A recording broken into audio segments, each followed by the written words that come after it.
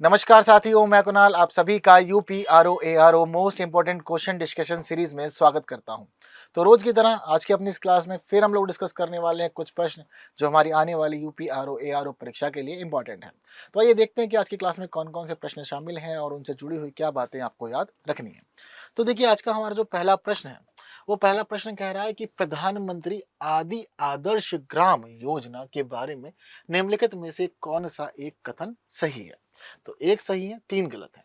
तो कह रहे हैं कि इसका उद्देश्य जनजातीय आबादी वाले गांवों को आदर्श ग्राम में चयनित करना है। इसकी निगरानी के लिए ग्रामीण विकास मंत्री की अध्यक्षता में राष्ट्र स्तरीय समिति का गठन किया गया है। इस योजना में एमपीएलएडी तथा मनरेगा का समायोजन किया गया है। इसमें मनोनीत सांसद द्वारा देश के किसी भी जिले में एक ग्राम पंचायत का चयन किया जाना है। तो ये चार ऑप्शन दे रखे हैं हमें। तो प्रधानमंत्री आदि आदर्श ग्राम योजना कब की है? 2021-22 में इसको शुरू किया गया था। ठीक है।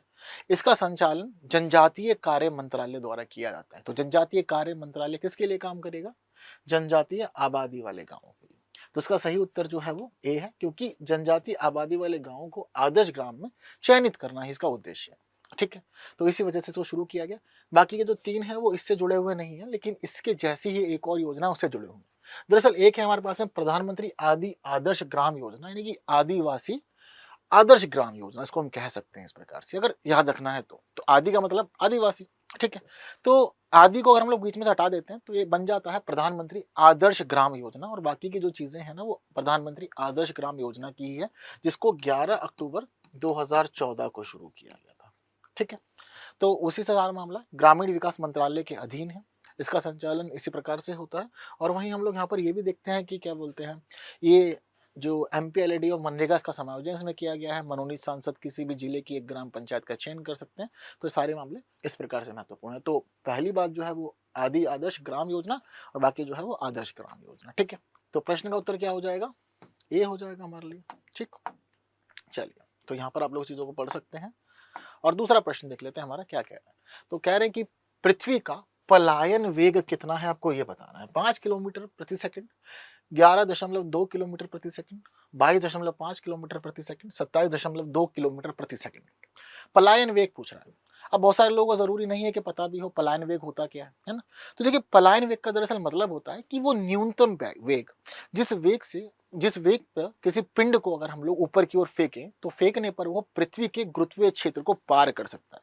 मतलब पिंड को ऐसा फेंकना है कि पृथ्वी का गुरुत्वीय क्षेत्र पार कर जाए, और पार करने के बाद वापस पृथ्वी पे फिर वो नहीं आएगा, पृथ्वी के फिर वो गुरुत्वीय क्षेत्र से बाहर निकल जाएगा। तो वो क्या? तो सही उत्तर है 11.2 किलोमीटर प्रति सेकंड। ये बिल्कुल सही स्थिति है, यही है पलायन वेग का मामला। ठीक है। तो प्रश्न का उत्तर क्या हो जाएगा? बी हो जाएगा। तो कभी फेंकिएगा ऐसी स्पीड से, फिर देखिएगा वो चीज वापस नहीं आएगी। ठीक है। अगला प्रश्न देखते हैं। कह रहा है कि निम्नलिखित में से कौन सा गुण ठोस पदार्थ में पाया जाता है? पृष्ठ तनाव, श्यानता, प्लवन और प्रत्यस्थता। ठीक है। तो देखिए, हम लोग देखते हैं कि तीन अलग अलग अवस्थाएं होती हैं। ठीक है। द्रव होता है, ठोस होता है और गैस होता है। ठीक है। द्रव, ठोस और गैस। अब हमसे किसका पूछा गया? ठोस पदार्थ का गुण पूछा गया। तो देखिए, पहले दे रखा पृष्ठ तनाव। पृष्ठ तनाव किसके अंदर आता है? तो देखिए, पृष्ठ तनाव जो होता है वो हमें देखने को मिलता है द्रव के अंदर। ठीक है। पृष्ठ तनाव जो होता है वो द्रव का होता है। तो पृष्ठ के अंदर हमें दाब भी देखने को मिलेगा, तनाव भी देखने को मिलेगा। ठीक है। शानता भी देखने को मिलेगी, और इसके साथ साथ हमें कर्षिकात्व और प्लवन भी देखने को मिलेगा। ये सब कहां पर है? ये द्रव में है। ठीक है। तो पृष्ठ तनाव कहां पर हो जाएगा?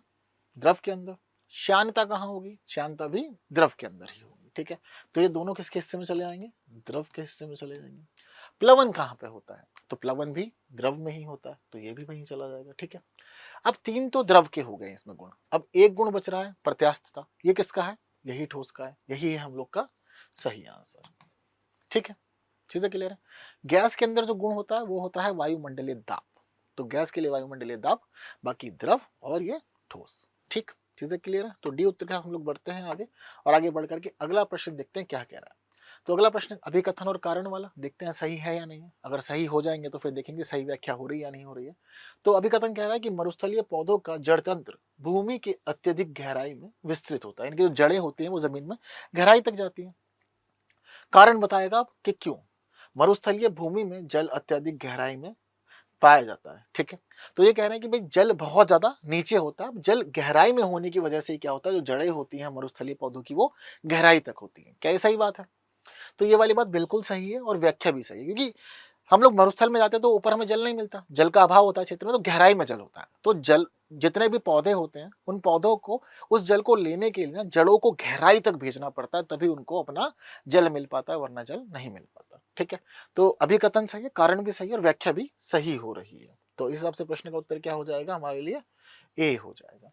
तो परेशान होने जैसी स्थिति यहाँ पर नहीं रही है कोई खास। चलिए अगला प्रश्न देख लेते हैं। कह रहा है कि निम्नलिखित में से कौन सी गैस ओजोन परत के क्षरण के लिए उत्तरदायी है, ठीक है। तो ओजोन परत का कई जगह पे क्षरण हो रहा है, जैसे कि हम लोग देखते हैं कि आर्कटिक के ऊपर ओजोन छिद्र देखा गया है ना, 1985 के अंदर पहचान की गई थी इसकी। अब ओजोन छिद्र होता क्यों है, किसकी वजह से होता है? तो देखिए, nitrous oxide, carbon monoxide, carbon dioxide और क्लोरोफ्लोरोकार्बन 4 ऑप्शन दे रखे हैं। अगर इन सभी में से हम लोग देखें तो सही उत्तर जो है वो डी रहेगा। क्लोरोफ्लोरोकार्बन जो है वो सबसे ज्यादा घातक होता है ओजोन परत के लिए और उसका क्षरण भी इसी वजह से ही होता है। तो प्रश्न का उत्तर हमारा डी हो जाएगा, क्लोरोफ्लोरोकार्बन हानि पहुंचाता है, ठीक है। आगे बढ़ते हैं, अगला प्रश्न देखते हैं। कह रहा है कि सरल आवर्त गति करने वाला पिंड जब अपनी मध्यमान स्थिति से गुजरता है तो उस पर कोई बल कार्य नहीं करता, उसका त्वरण शून्य होता है, उसका वेग अधिकतम होता है या फिर सभी। तो क्या कहेंगे इसके अंदर हम लोग अब, ठीक है।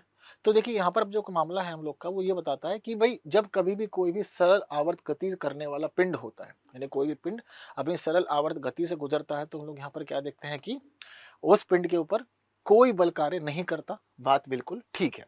तो क्या प्रश्न का उत्तर ए हो जाएगा? नहीं, क्योंकि उसका त्वरण शून्य होता है, ये वाली बात भी सही है, और उसका वेग अधिकतम होता है, ये वाली बात भी सही है। और जब तीनों बातें सही होंगी तो प्रश्न का उत्तर क्या हो जाएगा?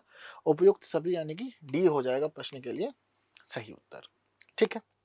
चलिए, तो यही सब बात आपको यहाँ देखने में मिल जाएगी। सरल आवर्त गति करने वाला पिंड जो अपनी मध्यमान स्थिति गुजरता है तो कोई बल कार्य नहीं करता, त्वरण शून्य, वेग अधिकतम, गतिज ऊर्जा अधिकतम, स्थितिज ऊर्जा शून्य, ये महत्वपूर्ण स्थितियां देखने को मिल जाती है। तो इसलिए प्रश्न का उत्तर डी हो जाएगा, ठीक है। चलिए अगला प्रश्न देख लेते हैं। अगला प्रश्न कह रहा है कि यदि किसी चश्मे के लेंस की पावर +4 डायोप्टर हो तो इसकी फोकस दूरी क्या होगी? 25 सेंटीमीटर, 30 सेंटीमीटर, 50 सेंटीमीटर या 100 सेंटीमीटर। तो देखिए, इसको निकालने के लिए एक फॉर्मूला यूज होता है। वो फॉर्मूला होता है P1/F मीटर 1 मीटर 100 सेंटीमीटर के बराबर, ठीक है। अगर इसको यूज करना तो F बराबर 100/P is equal to 100/4 is equal to 25 centimetre जो है वो आंसर आ जाएगा हमारा, ठीक है। तो कितना है? 4 लेना है ना, ठीक है। तो यहीं से निकल जाएगा, कितना आएगा? 100/4 के हिसाब से आंसर निकल जाएगा, कहानी क्लियर हो जाएगी। अगर मान लीजिए कहता है कि 3+ है, 2+ है, तो वही वैल्यू यहाँ होती, उससे हमें यहाँ पर सेंटीमीटर की वैल्यू निकल करके आ जाती, ठीक है। तो डायप्टर के हिसाब से इजीली चीजें हम निकाल सकते हैं। तो 25 सेंटीमीटर हो जाएगा हमारे प्रश्न का सही उत्तर, ठीक। चलिए आगे बढ़ते हैं। अगला प्रश्न देखते हैं हमारा क्या कह रहा है। उत्तर प्रदेश में स्थित भारतेंदु नाट्य अकेडमी के संदर्भ में निम्नलिखित कथनों पर विचार कीजिए। इसकी स्थापना वर्ष 1985 में हुई और यह संस्थान वाराणसी में स्थित है, ठीक है। तो देखिए, इसकी ना तो स्थापना 1985 में हुई है और ना ही ये वाराणसी में है, ये दोनों ही स्टेटमेंट जो है वो गलत है। दरअसल इसकी स्थापना 1985 में नहीं हुई है, इसकी स्थापना जो है वो 1975 में हुई है, ठीक है। और इसका संस्थान जो है वाराणसी में नहीं है, ये संस्थान लखनऊ में है, ठीक है। तो दोनों ही गलत हैं और दोनों गलत हो जाएंगे तो क्या हो जाएगा? डी। एक और ना ही एक सही है और ना ही दो सही है, ठीक। चीजें क्लियर। चलिए अगला प्रश्न देखते हैं हमारा क्या कह रहा है। तो अगला प्रश्न कह रहा है कि भाई आपको दिए हैं युग्म, आपको ये बता रहे हैं कि कौन सा सही सुमेलित नहीं है, कोई एक ऐसा है जो सही सुमेलित नहीं होगा। उच्चतम न्यायालय की स्थापना, 2 या अधिक राज्यों के लिए उनकी सहमति से विधि बनाने की संसद की शक्ति, संघ और राज्यों के लिए लोक सेवा आयोग और लोकसभा में अनुसूचित जातियों और अनुसूचित जनजातियों के स्थानों का आरक्षण। देखो, अनुच्छेद 330 पीछे दिनों बहुत चर्चाओं में भी रहा था, जब आरक्षण की बातचीत चल रही थी, महिला आरक्षण वगैरह उन्होंने क्लियर किया था, तो बहुत बार चर्चाओं में आया था। संघ और राज्यों के लिए लोक सेवा आयोग बहुत बार पढ़ लिया, 315 में ही आता है, ठीक है। 2 या अधिक राज्यों के लिए उनकी सहमति से विधि बनाने की संसद की शक्ति 252 में है। बस उच्चतम न्यायालय की स्थापना 214 में नहीं है, ये गलत है। दरअसल ये 124 है, ये सबको याद होगा बहुत इजीली कि अनुच्छेद 124 जो है वो उच्चतम न्यायालय की स्थापना की बात करता है।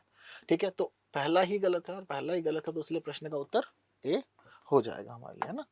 चलिए अगला प्रश्न देख लेते हैं। कह रहा है कि महाधिवक्ता के संदर्भ में निम्नलिखित कथनों पर विचार कीजिए। तो प्रत्येक राज्य का राज्यपाल उच्च न्यायालय का न्यायाधीश बनने की योग्यता रखने वाले व्यक्ति को महाधिवक्ता नियुक्त कर सकता है, ये उसको पावर है। ठीक है, इसके अलावा दूसरा स्टेटमेंट कह रहा है कि भारत में महाधिवक्ता का कार्यकाल संविधान में 5 वर्ष निर्धारित है।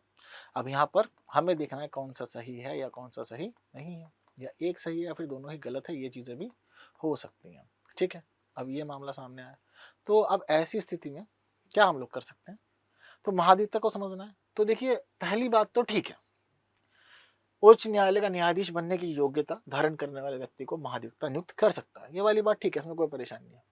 पहला स्टेटमेंट ठीक है, पर कार्यकाल को लेकर परेशानियां हैं, क्योंकि इसका कार्यकाल जो है वो अनिर्धारित है। कैसा है, अनिर्धारित होता है, और अनिर्धारित होने की स्थिति में यहाँ पर मामला जो होता है वो सिर्फ और सिर्फ प्रसाद पर्यंत का होता है, यानी कि सरकार जिसका नाम रिकमेंड करेगी राज्यपाल उसको नियुक्त कर देगा और काम खत्म। जब कह देंगे हटा दो तो हटा दिया जाएगा, ये भी स्थिति है। सरकार के हटने के साथ साथ भी महाधिवक्ता हट जाता है, हम लोग ये भी देखते हैं, ये चीजें आती है, तो सरकार वाला मामला रहता है, तो इसलिए कार्यकाल नहीं है, तो ये वाला स्टेटमेंट गलत है, पहला स्टेटमेंट सही है, और पहला स्टेटमेंट ठीक होगा तो केवल एक यानी कि ए हो जाएगा हमारे प्रश्न के लिए सही उत्तर। बस इतना ही मामला है। ठीक है, तो बस आज की क्लास में हमारे जो प्रश्न थे वो सारे पूरे हो गए हैं। तो जितने महत्वपूर्ण प्रश्नों पर बातचीत की जानी थी अब फिलहाल क्लियर हो गई है। उम्मीद करते हैं आपने कुछ नया सीखा, जाना, समझा होगा। तो बस फिलहाल कुछ नहीं करना है, वीडियो को बाकी साथियों तक शेयर करना है, जिन्होंने लाइक नहीं किया कर दीजिएगा। बाकी की बातें होंगी अगली वीडियो में कुछ नए प्रश्नों के साथ, तब तक के लिए दीजिए मुझे विदा। Thank you so much.